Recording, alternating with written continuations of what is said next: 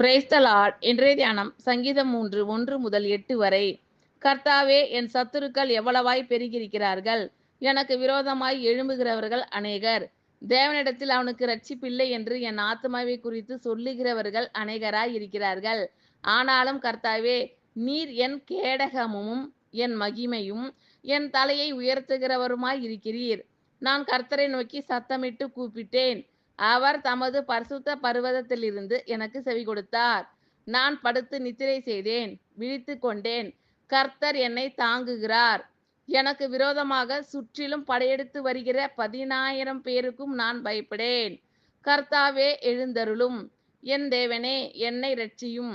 நீர் என் பகைஞர் எல்லாரையும் தாடையிலே அடித்து துன்மார்க்கருடைய பற்களை தகர்த்து போட்டீர். இரட்சிப்பு கர்த்தருடையது. தேவரீருடைய ஆசீர்வாதம் உம்முடைய ஜனத்தின் மேல் இருப்பதாக.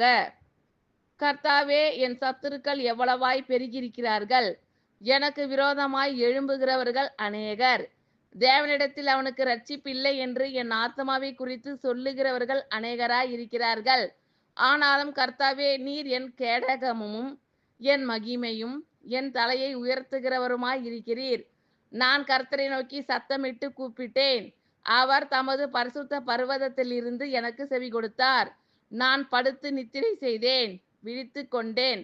கர்த்தர் என்னை தாங்குகிறார். எனக்கு விரோதமாக சுற்றிலும் படையெடுத்து வருகிற 10,000 பேருக்கும் நான் பயப்படேன். கர்த்தாவே, எழுந்தருளும். என் தேவனே, என்னை இரட்சியும். நீர் என் பகைஞர் எல்லாரையும் தாடியிலே அடித்து துன்மார்க்கருடைய பற்களை தகர்த்து போட்டீர்.